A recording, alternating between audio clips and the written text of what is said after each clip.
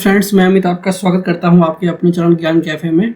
और आज हम क्लास 9 मैथ की चैप्टर नंबर 2 पोलिनोमियल उसका इंट्रोडक्शन देख रहे हैं। आइए पहले समझते हैं क्या होता है पोलिनोमियल। तो पढ़ें इसे।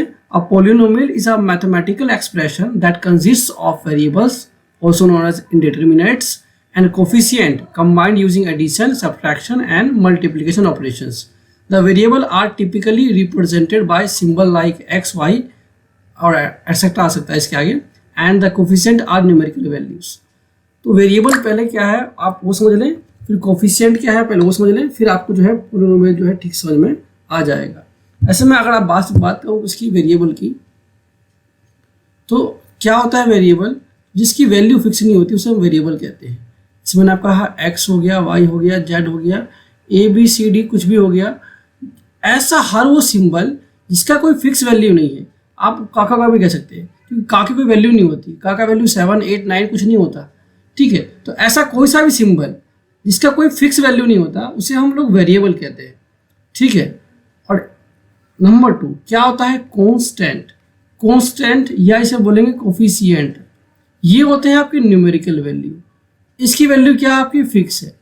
फिक्स वैल्यू मतलब मैंने कहा 6 हो गया, 7, 8, कोई भी नंबर, एनी नंबर जिसका एक वैल्यू, जिसका एक मान है, उसे हम बोलेंगे कोफिशिएंट। तो न्यूमेरिकल वैल्यू जो आपकी होगी, जो न्यूमेरिकल वैल्यू आपका कोफिशिएंट है इसके अंदर, और जो आपका एक्स वाई जेड या कोई भी ऐसे सिंबल जिसका कोई फिक्स वैल्यू नहीं होता, वो आपका होगा क्या? आपका वेरिएबल कहलाएगा। तो पोलिनोमियल बनता कैसे है? वेरिएबल और कांस्टेंट को आपस में चाहे प्लस कर दो, चाहे माइनस कर दो, मल्टीप्लाई कर दो। जैसे मैंने आपसे कहा x एक ही आपका वेरिएबल हो गया, प्लस 6 ये आपका कांस्टेंट हो गया। तो वेरिएबल और कांस्टेंट मिल गए आपके, ये बन गया आपका पोलिनोमियल, ठीक है।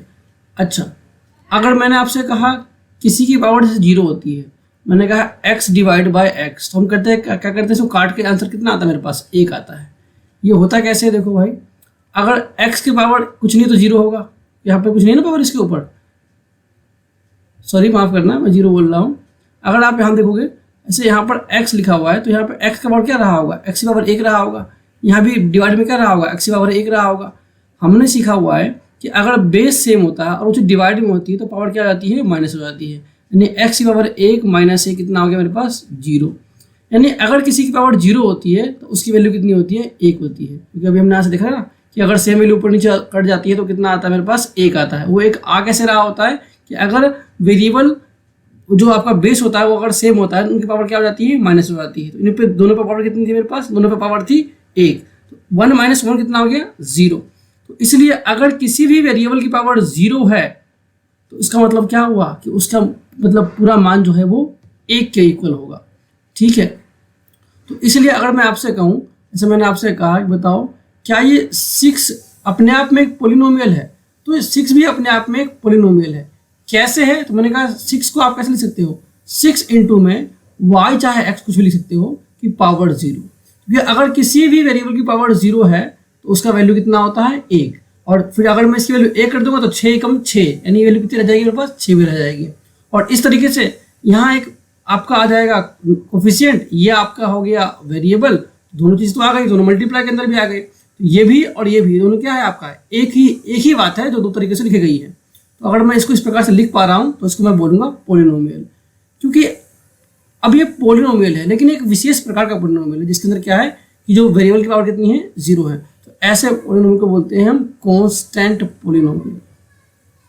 ऐसे पोलिनोमियल जिसकी पावर 0 होती है उसे हम बोलते हैं कांस्टेंट पोलिनोमियल। मेरे साथ दोहराएंगे आप कि ऐसे पोलिनोमियल जिसकी पावर क्या होती है? 0 होती है, उसे हम बोलते हैं कांस्टेंट पोलिनोमियल। अच्छा, इसके अलावा और देख लेते हैं एग्जाम्पल में ताकि समझ में आपको अच्छे से आ जाए। अगर लिखा है x² + 5, तो देखो ये भी क्या है? पोलिनोमियल है। पोलिनोमियल कहलाने की एक शर्त और क्या है? तो वेरिएबल की पावर होनी चाहिए होल नंबर। वेरिएबल की जो पावर है ना, या वेरिएबल का जो एक्सपोनेंट है आ रही है, वेरिएबल की पावर क्या होनी चाहिए आपके पास? Whole number. अगर वेरिएबल की पावर होल नंबर नहीं हुई तो वो आपका पोलिनोमियल नहीं कहलाएगा। यहाँ देखो ये आपका वेरिएबल है, पावर क्या है इसमें? 2 क्या है? एक होल नंबर। आशा करता हूँ सबको पता होगा कि होल नंबर क्या होता है। 0, 1, 2, 3, 4, इसके आगे आगे भी नेगेटिव नहीं। देखो -1 होल नंबर नहीं है, 1/2, 3/4 ये सब आपके होल नंबर नहीं है। तो इसलिए ये सब क्या हो गए, ये सब आपके मतलब अगर वेरिएबल की पावर अगर आप देखोगे, जैसे मैंने कहा x की पावर 1/3, तो मैं बोलूँगा क्या ये पोलिनोमियल है? तो ये पोलिनोमियल भाई नहीं है, क्योंकि यहाँ पे क्या है, जो वेरिएबल की पावर है वो फ्रैक्शन में है, वो होल नंबर नहीं है। तो इसलिए क्या होगा, ये पोलिनोमियल नहीं होगा। या मैं आपसे बोलूँ अंडर ये x की पावर x को मैं कर दूँ किसके में, अंडर रूट के अंदर कर दूँ, तो क्या ये होगा पोलिनोमियल? तो ये भी पोलिनोमियल नहीं होगा, क्योंकि अंडर रूट का मतलब पता क्या होता है कि इसकी पावर कितनी हो गई, आधी हो गई। x की पावर 1/2, तो ये 1/2 क्या होल नंबर है? ये होल नंबर नहीं है, ये भी पोलिनोमियल नहीं होगा। ध्यान से सुनना, पोलिनोमियल तभी कहलाया जाएगा जब उसमें वेरिएबल की पावर एक होल नंबर होगी, तभी वो पोलिनोमियल कहलाएगा, वरना पोलिनोमियल नहीं कहलाएगा। ठीक है। अच्छा, अब हम बात करते हैं डिग्री ऑफ पोलिनोमियल की। उम्मीद है आपको समझ में आ रहा होगा। और डिग्री ऑफ पोलिनोमियल से बात करने से पहले मैं इसको रफ कर देता हूँ, अगर आप चाहो तो उसको उतार सकते हो वीडियो को पॉज करके। और मैं अब आपको जो है डिग्री ऑफ पोलिनोमियल से पहले ये समझाना चाहूँगा कि degree of polynomial in one variable क्या होता है। ऐसे मैंने कहा x+5 ये आपका पोलिनोमियल है, बिल्कुल है। मैंने कहा x+y+3 ये भी आपका पोलिनोमियल है। लेकिन आप दोनों में अंतर क्या है, इसमें x अकेला एक वेरिएबल है, इसमें x और y दो वेरिएबल है। तो इस वाले चैप्टर में जो है या फिर इस वाली क्लास में आप पढ़ोगे पोलिनोमियल इन वन वेरिएबल। ये आपका है पोलिनोमियल, तो है पोलिनोमियल तो दोनों है, पोलिनोमियल इन वन वेरिएबल। और x+y+3 आपका हो गया पोलिनोमियल इन टू वेरिएबल। तो आपका वन वेरिएबल और फिर क्या हो गया, ये टू वेरिएबल। मेनली हमारा ध्यान किस पे होगा, पोलिनोमियल इन वन वेरिएबल पे। पोलिनोमियल इन टू वेरिएबल आप क्लास 10th में पढ़ेंगे, तो आप इस पर फिलहाल फोकस ना करें। तो जिसमें केवल वेरिएबल एक हो, ठीक है, तो वो आपका हो गया पोलिनोमियल इन वन वेरिएबल। अब हम पढ़ते हैं डिग्री ऑफ पोलिनोमियल। क्या होता है डिग्री ऑफ पोलिनोमियल? अगर किसी पोलिनोमियल की पावर सिर्फ एक है, देखो यहाँ हाईएस्ट पावर, देखो किसी भी वेरिएबल की highest power, the degree of polynomial is the determined by the highest exponent power of the variable in the polynomial expression. किसी वेरिएबल की पावर अगर आपका जो मैक्सिमम होती है वो उसकी डिग्री ऑफ पोलिनोमियल। तो यहाँ पर देखो, यहाँ पे x की पावर कुछ नहीं है, मतलब यहाँ पर एक होगा। तो यहाँ पे कितना मेरे पास हाईएस्ट पावर एक है, तो इसकी डिग्री ऑफ पोलिनोमियल कितनी हो गई, एक हो गई। अच्छा, किसी भी पोलिनोमियल की अगर हाईएस्ट पावर एक होती है तो उसको हम बोलते हैं लीनियर पोलिनोमियल। Linear polynomial. इससे पहले देख लो, अगर मैं खाली लिख दूँ 7, तो क्या ये पोलिनोमियल है? ये भी पोलिनोमियल है, क्योंकि मैं क्या लिख सकता हूँ इसको 7x की पावर 0। तो अगर किसी भी पोलिनोमियल की हाईएस्ट पावर 0 होती है तो उसको हम बोलते हैं कांस्टेंट पोलिनोमियल।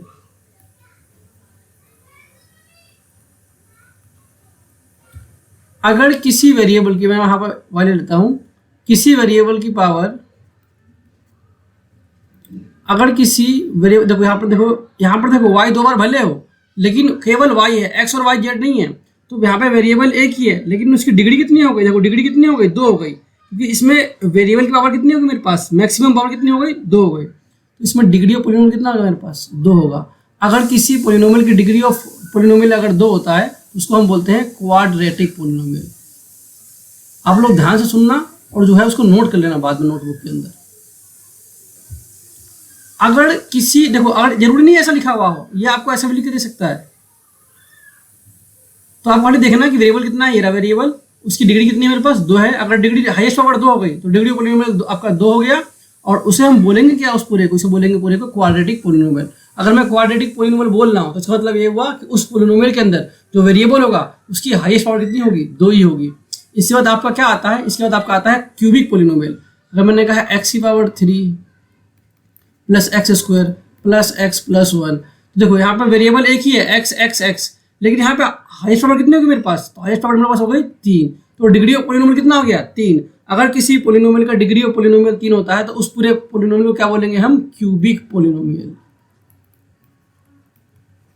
आपकी बुक के अंदर क्यूबिक से आगे है नहीं, अच्छा डिग्री 4 होते हैं तो उसको क्वार्टिक बोलते हैं, लेकिन अब आपको क्वार्टिक जाने की कोई जरूरत नहीं है। आपके बुक के अंदर क्यूबिक पोलिनोमियल तक कई सवाल दिए गए हैं, तो आप जो है डिग्री ऑफ पोलिनोमियल में केवल क्यूबिक ऑफ पोलिनोमियल ही जाने, उससे अधिक आपको जानने की आवश्यकता नहीं है।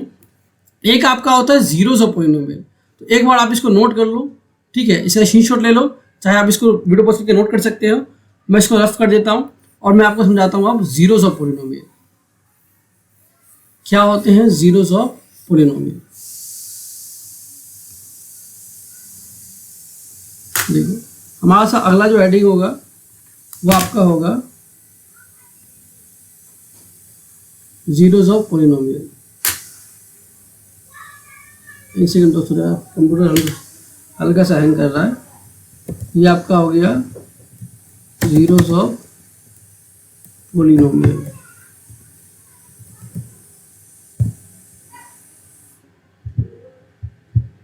क्या होते हैं जीरोस ऑफ पोलिनोमियल, मैं आपको ये बताता हूँ, ठीक है जी। जैसे आपने क्या ले लिया, आपने ले लिया एक पोलिनोमियल, फॉर एग्जांपल आपने मान लो ये ले लिया x+3। तो अब मैं x का मान क्या रख दूं कि ये पूरा जीरो हो जाए, तो बोलोगे भैया आप ना x का मान ऐसा कर दो -3 रख दो।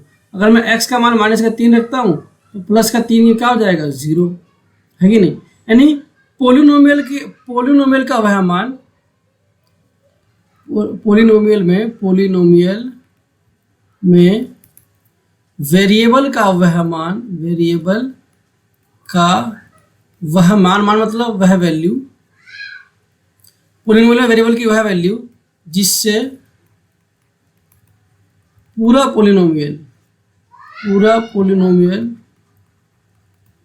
जीरो हो जाए, उसे हम बोलते हैं आपका क्या, जीरोस ऑफ पोलिनोमियल।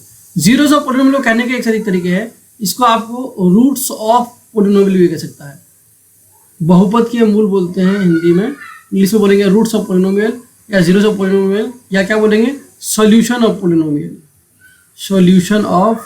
पोलिनोमियल। ये तीनों का मतलब एक ही होता है, इसके तीनों के सेम मीनिंग होती है। तो इसमें अगर आपको सॉल्यूशन ऑफ पोलिनोमियल बोल रहा है, जीरोस ऑफ पोलिनोमियल बोल रहा है, रूट्स ऑफ पोलिनोमियल बोल रहा है, तो तीनों जो है आपका एक ही चीज़ है कि वेरिएबल, पोलिनोमियल में वेरिएबल का वह मान जिससे पूरा पोलिनोमियल क्या हो जाए, जीरो हो जाए। कैसे कर सकते हैं इसको, और एक बार वो देख लेते हैं। जैसे मैंने आपसे कहा, लिखा है पर x+5 इक्वल टू, क्या कर दो इसको कर दो जीरो का इक्वल पुट, तो ऑटोमेटिक क्या आ जाएगा मेरे पास, x का मान आ जाएगा, प्लस का मान आ जाएगा -5। तो इसलिए इसमें जो सिंपल है, आप जो भी पोलिनोमियल है उसको क्या कर दो, आप जीरो का इक्वल पुट कर दो, आप जो है x का मान आसानी से निकाल पाओगे, मतलब अपना जो है पोलिनोमियल का वेरिएबल का मान जो निकाल पाओगे। जैसे मैंने कहा x² + 3 = 12। अब मैं इसका मान निकालूँ, कैसे निकालूंगा, पहले मैं ले आऊँगा इसको इधर, तो x² + 3 - 12 इक्वल टू क्या आ जाएगा मेरे पास, जीरो हो जाएगा मेरे पास। अब क्या करूँगा मैं यहाँ पे, मेरे पास हो जाएगा x² माइनस का 9 इक्वल टू क्या हो गया, जीरो। अब मैं यहाँ पे निकालूंगा x² का मान, तो क्या जाएगा मेरे पास 9, और जब भी मैं इसकी वैल्यू निकालूंगा, देखो यहाँ पर देखोगे ये हो जाएगा मेरे पास, x की वैल्यू कितनी जाएगी मेरे पास, √9। अगर मैं इसका मान निकालता हूँ क्या होता है, +-3। एक बात और नोट करने लायक है, अगर देखो किसी की पावर 1 है तो उसका केवल एक आंसर आएगा। जैसे यहाँ पर देखो, यहाँ पे वेरिएबल की पावर कितनी है मेरे पास, 1 है, आंसर कितना मेरे पास आया, 1।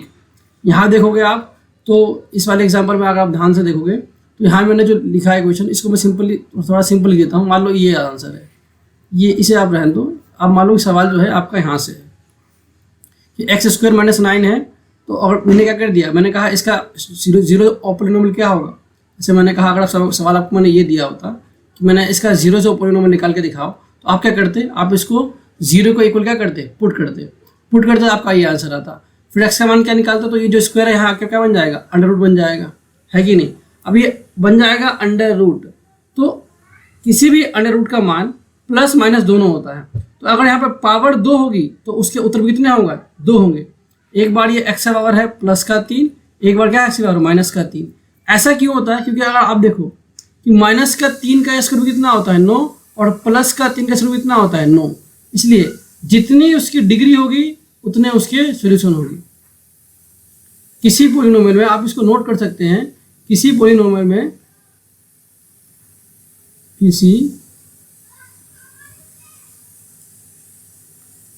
किसी पोलिनोमियल में जिसकी जितनी, एक सेकेंड,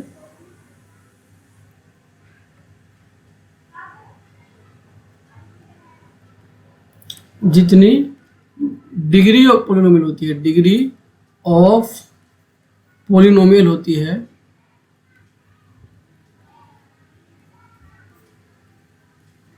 किसी पोलिनोमियल में जितनी डिग्री ऑफ पोलिनोमियल होती है उसके उतने जीरोज ऑफ पोलिनोमियल होते हैं। उम्मीद है आपको समझ में आ रहा होगा। अगर आपको समझ में आ रहा है तो आप जो क्या करिए, पूरा नोट कर ले, एक बार दोबारा से वीडियो को पीछे करके देख सकते हैं अगर कुछ रह गया हो आपसे, और समझ में आ गया है तो आप वीडियो को लाइक कीजिए, शेयर कीजिए, सब्सक्राइब कीजिए, अपने दोस्तों के साथ जो है इसको आप कर सकते हैं शेयर अगर आपको समझ में आया है। और जो यही है आपका जो है चैप्टर नंबर 2 का इंट्रोडक्शन यहाँ समाप्त हो जाता है। जो कुछ रह जाएगा, बहुत सारे टॉपिक्स ऐसे हैं जो एक्सरसाइज के बीच में आएंगे, तो मैं उस एक्सरसाइज को करवाने से पहले उस टॉपिक को पहले पढ़ाऊंगा मैं आपको उसी वीडियो में, और उसके बाद जो है वो एक्सरसाइज के सारे क्वेश्चन करवाऊंगा। लगातार हमारे साथ बने रहने के लिए आपका धन्यवाद। मिलते हैं आपसे अगली वीडियो में।